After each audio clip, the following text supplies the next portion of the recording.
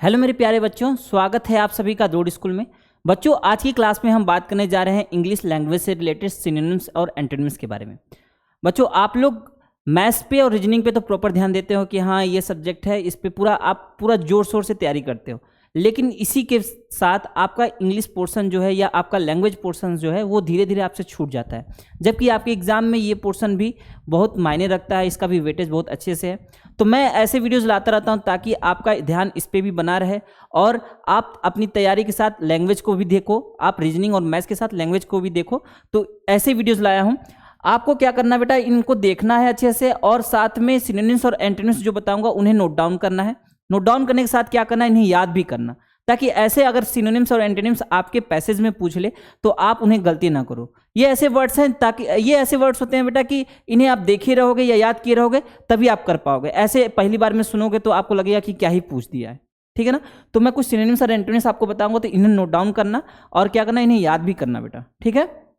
चलें आगे, ठीक है। देखिए, पहला वर्ड है कैंडिड, ठीक है। कैंडिड का अर्थ क्या है बेटा, स्पष्टवादी, जो मतलब क्लियरली स्पीक करता है, कोई बात को अच्छे से बोलता है, उस घुमा फिरा के बात नहीं करता, स्पष्टवादी है, तो उसे क्या बोलेंगे, कैंडिड। इसका सिनोनिम क्या है, सिनोनिम है इसका ब्लंट और ब्लफ, ठीक है। ब्लंट और ब्लफ इसका सिनोनिम है। और आपका एंटोनिम क्या है बेटा, एंटोनिम है ब्लंट और ब्लफ सिनोनिम, और एंटोनिम है आपका इवेसिव, ठीक है। इवेसिव आपका एंटोनिम है, ब्लंट और ब्लफ आपका सिनोनिम है, ठीक है ना। इसे नोट डाउन कर लेना। कैंडिड मतलब स्पष्टवादी, कैंडिड वर्ड आता है आपके सामने तो आप कंफ्यूज नहीं होंगे। फिर दूसरा है कैप्टिवेट। कैप्टिवेट का मतलब क्या है, मोह लेना।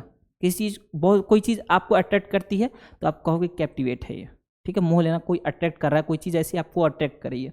इसका क्या है सिनोनिम, इसका सिनोनिम है बेगाइल या बेविच, ठीक है। बेगाइल या बेविच। और एंटोनिम है बेटा रिपेल, ठीक है। रिपेल आपका एंटोनिम है। तो रिपेल से क्या होता है, कोई चीज़ आपको दूर भेजती है कि नहीं, इसको देखती है आप, नहीं नहीं नहीं अच्छा नहीं है, ठीक नहीं है।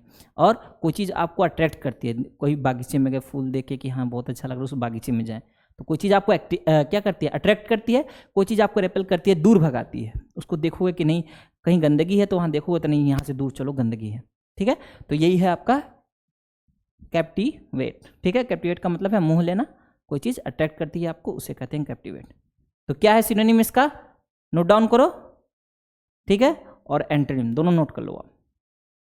नेक्स्ट वर्ड है सेलिब्रेटेड, ठीक है। तो कहोगे ये पर्सन सेलिब्रेटेड है, मतलब बहुत ज़्यादा मशहूर है, वेल नोन है, लोग इनको जानते हैं, ठीक है। जब लोग किसी को जानते हैं तो क्या बोलोगे, वो सेलिब्रेटेड है, ठीक है ना। तो इसका एंटोनिम क्या होगा बेटा, एंटोनिम देखो इसका, इसका सिनोनिम और एंटोनिम देखो। सिनोनिम क्या है, अक्लेम्ड या लायनाइज्ड, ठीक है। लायन से वर्ड देखो, ये अच्छा वर्ड मिला आपको, लायनाइज्ड या अक्लेम्ड।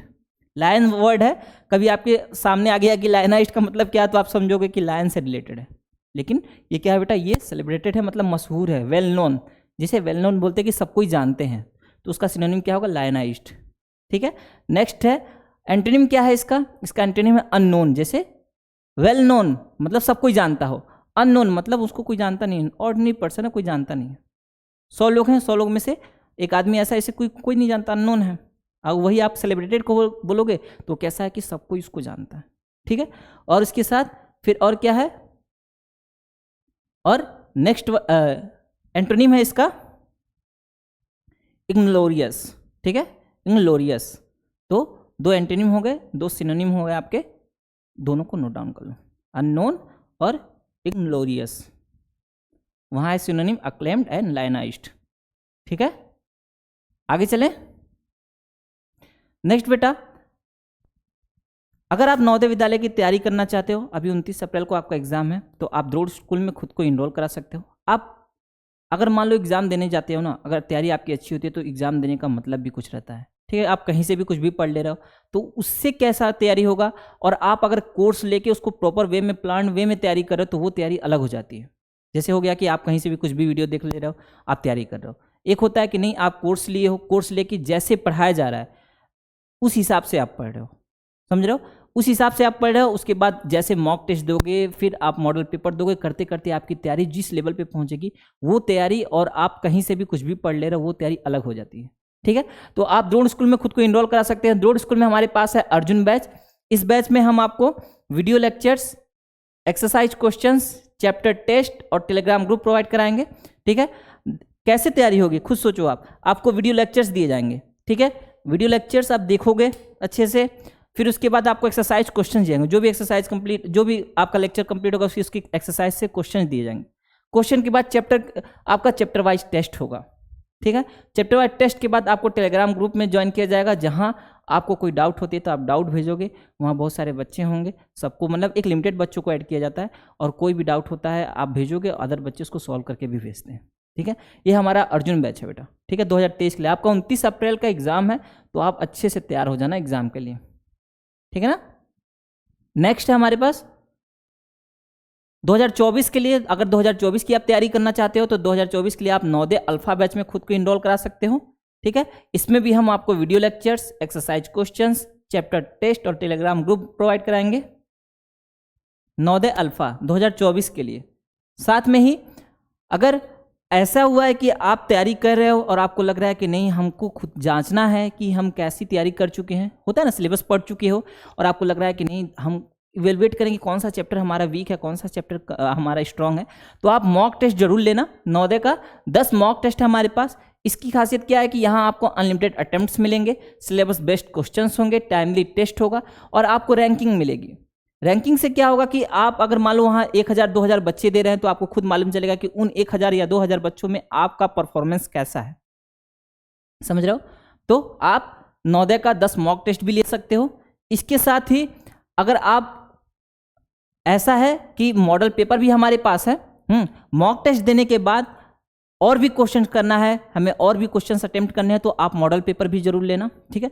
मॉक टेस्ट दिए, मॉक टेस्ट में आपको लगा कि नहीं ठीक है, 10 मॉक टेस्ट दे दिए, फिर साथ में अगर मॉडल पेपर, अगर आप मॉडल पेपर में इनरोल करोगे तो उससे क्या फायदा होगा, उससे ये होगा कि आप और सारे क्वेश्चंस करोगे। जितने क्वेश्चंस करोगे ना उतने ही डाउट क्लियर होंगे, उतने ही आप समझ लो कि और अच्छे बनते जाओगे। समझ ना, मेहनत करते करते समझ लो कि जितना मेहनत करोगे उतना चमकोगे। ठीक है। तो यहाँ आप मॉडल पेपर लोगे तो मॉडल पेपर में क्या होगा, आप इसके PDF डाउनलोड कर सकते हो। उसके बाद आप सॉल्व करोगे। कोई ऐसा हुआ कि कोई क्वेश्चन आपको फंस रहा है, कोई क्वेश्चन क्लियर नहीं हो रहा है, तो आप उसके वीडियो सॉल्यूशंस पाओगे। वीडियो सॉल्यूशंस में क्या होगा, सोचो कि आप क्वेश्चंस किए, आपको नहीं समझ में आया कि यार इसका क्या आंसर है, नहीं समझ में आ रहा है, तो आपको वीडियो सॉल्यूशन मिलेगा। तो ऐसे करके ऐसा होता है, टीचर पढ़ाएंगे कुछ ऐसा चीज़ें, ऐसी थ्योरीज होती हैं जो थ्योरी नहीं, कोई ऐसे टाइप के क्वेश्चंस होंगे जिसे थ्योरीज में नहीं क्लियर होता। ठीक है। थ्योरीज में या तो छूट जाएगा या मतलब सिलेबस बड़ा है आपका, तो उसी हिसाब से तो आप क्या करोगे, अगर आप ज़्यादा से ज़्यादा क्वेश्चंस लगाओगे तो उसमें होगा कि वो क्वेश्चंस के बेस पे आप सिलेबस को और अच्छे से कवर कर लोगे, जो भी कॉर्नर छूटा होगा उसे भी कवर कर लो। ठीक है। साथ में ही ये सिलेबस बेस्ड क्वेश्चन है, इसका सक्सेस रेट बहुत हाई सक्सेस रेट रहा है बेटा, तो इसमें खुद को इनरोल जरूर कराना। ठीक है। नवोदय का 50 मॉडल पेपर है। ओके। अगर आप सैनिक स्कूल की तैयारी करना चाहते हो तो हमारे पास सैनिक स्कूल के लिए सैनिक अल्फा बैच भी है। इसमें भी हम video lectures, exercise questions, chapter test और टेलीग्राम ग्रुप प्रोवाइड करा रहे हैं, तो इसमें भी खुद को इनरोल करा सकते हो। और सैनिक स्कूल में हमारे पास है 10 मॉक टेस्ट है सैनिक स्कूल के। इसमें भी unlimited attempt, syllabus based question, timely test और रैंकिंग होगी बेटा, तो इन चीज़ों में आप इनरोल करा सकते हो। ठीक है। और अपनी तैयारी को और अच्छे से अच्छा कर सकते हो। अगर कोर्स रिलेटेड कोई भी इंफॉर्मेशन चाहिए तो आप 6260388361 पे कॉल करके कोर्स रिलेटेड इंफॉर्मेशन ले सकते हो। ठीक है बेटा। आगे चले। नेक्स्ट है विग्ड। विग्ड मतलब दुष्ट, जिसका नेचर अच्छा नहीं होता है, समझ रहे हो, परेशान करते रहते, नहीं कहते हैं दुष्ट है ये, विग्ड पर्सन है। ठीक है। इसका सिनोनिम क्या है, विशियस और इमोरल। ठीक है। कौन कौन से सिनोनिम है, विशियस एंड इमोरल, और एंटोनिम है वर्चुअस एंड नोबल। ठीक है। नोबल पर्सन है ये, बहुत अच्छे हैं, इनका नेचर बहुत अच्छा है, नोबल पर्सन। और विशियस या आपको विग्ड पर्सन कोई बोलेगा तो मतलब बहुत दुष्ट हो, अच्छा नेचर नहीं है आपका। ठीक है ना। तो इधर आपका जो वर्ड है वो नेगेटिव है और इसका एंटोनिम पॉजिटिव हो गया, वर्चुअस या नोबल। नोबल नेचर है इनका, बहुत अच्छा नेचर है। ठीक है। विग्ड नेचर इनका दुष्ट नेचर है, तो ऐसे करके। ठीक है ना। ये हो जाएगा आपका विग्ड, विशियस एंड इमोरल। नेक्स्ट है जील। जील का मतलब क्या है, उत्साह। आपके अंदर बहुत ज़्यादा इंकरेजमेंट है, आप बहुत ज़्यादा कोई आपको इंकरेज किया, उत्साह है आपको, हाँ मैं कर लूँगा, मतलब जील, ठीक है, उत्साह। और इसका सिनोनिम क्या है? ईगरनेस और फर्वर, ठीक है, eagerness and fervour. And antonym है इसका एपथी एंड लिथर्गी, एपथी एंड लिथर्गी इसका एंटोनिम है। कुछ वर्ड्स बहुत ज़्यादा हार्ड हो जा रहे हैं बेटा, ठीक है, इनको सुने रहना, आएंगे जरूर काम, ठीक है ना। सिनोनिम्स एंटोनिम्स आते जरूर हैं काम, जितना आपका वोकैब अच्छा होगा ना उतना समझो इंग्लिश में आपकी पकड़ अच्छी होगी, ठीक है। तो क्या है? ईगरनेस और फर्वर। एंड एपथी का क्या होगा बेटा? लिथर्गी एंड, नहीं एंटोनिम क्या होगा? एपथी एंड लिथर्गी, ठीक है। आगे चलें, नोट डाउन करो जल्दी से।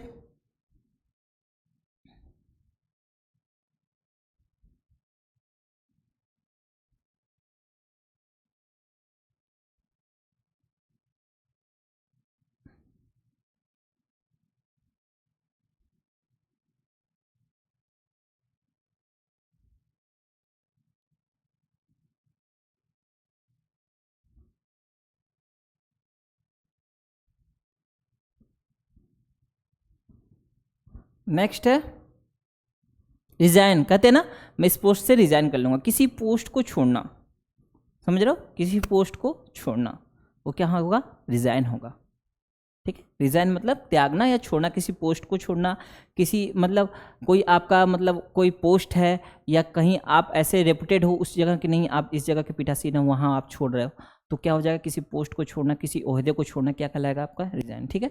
तो और क्या होता है सिनोनिम इसका? Surrender, abdicate. एब्डिकेट मतलब भी होता है त्याग करना, सरेंडर मतलब भी छोड़ देना कि नहीं ठीक है कोई बात नहीं। और एंटोनिम है क्लेम, कि नहीं ये मेरा है, दावा करना कि नहीं मेरा, क्लेम करना या असर्ट करना। ये हो जाएगा आपका किसका? रिजाइन का सिनोनिम्स एंड एंटोनिम्स, ठीक है। नोट डाउन कर लो बेटा, आगे चले।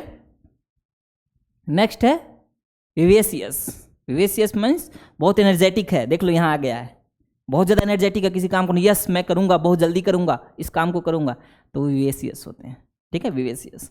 और स्पिरिटेड, ठीक है, स्पिरिट है इसकी करने की, स्पिरिट है मतलब मन है, पूरा पूरा आत्मा से करता है, पूरा स्पिरिट से करता है कोई काम, स्पिरिटेड। क्या होगा? विवेसियस का फुर्तीला, स्पिरिटेड या एनर्जेटिक। और आपका एंटोनिम होगा डिसस्पिरिटेड या अनअट्रैक्टिव, ठीक है। जो देखो जो एनर्जेटिक होगा वो अट्रैक्टिव होगा, लोग देखेंगे यार कितने अच्छे से काम कर रहा है, अट्रैक्टिव होगा थोड़ा सा। और अनअट्रैक्टिव मतलब बहुत समझ लो बैठा हुआ है, उसको मन नहीं कर रहा कुछ काम, कुछ कहोगे तो उठेगा ही नहीं, बहुत ढीला पुला सा बैठा रहेगा, तो हो जाएगा अनअट्रैक्टिव, ठीक है। अनअट्रैक्टिव या आपका डिसस्पिरिटेड, ये हो जाएगा विवेसियस का सिनोनिम्स एंड एंटोनिम्स। नेक्स्ट है एक्रीमनी। एक्रीमनी मतलब जैसे मान लो आपके और आपके दोस्त के बीच में झगड़ा हो गया है, तो आप लोग एक दूसरे को हेट करते हो, ठीक है, तो क्या है? एक्रीमनी है, कटुता है, आप लोग बात नहीं करना चाहते एक दूसरे, एक्रीमनी है, ठीक है।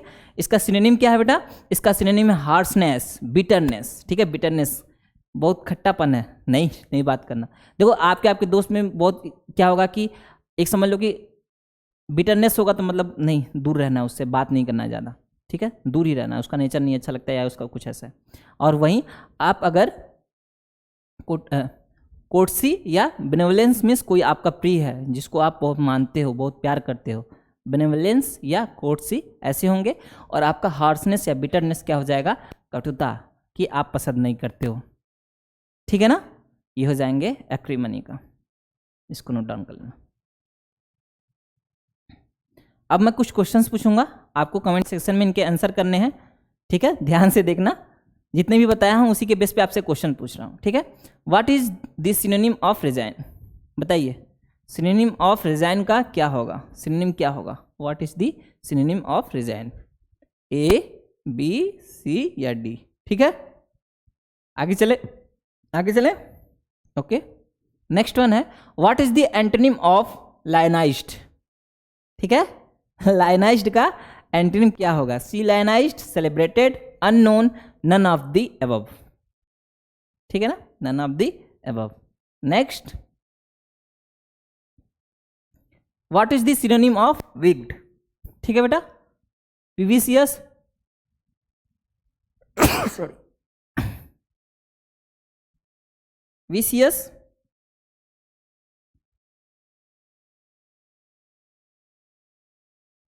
या इमोरल, नोबल या both A and B?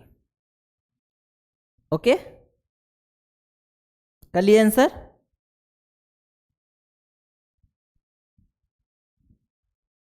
Next है what is the antonym of repel?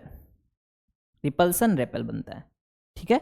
Similar, captivate, moderate या नन ऑफ द एबव?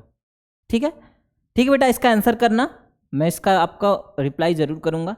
अच्छे से पढ़ना बेटा, मन लगा के पढ़ना, लैंग्वेज पे भी आप प्रॉपर ध्यान देना ताकि एग्जाम में ये पोर्शन आपका वीक ना पड़े। इस वीडियो में इतना ही है, ठीक है बेटा, बाय।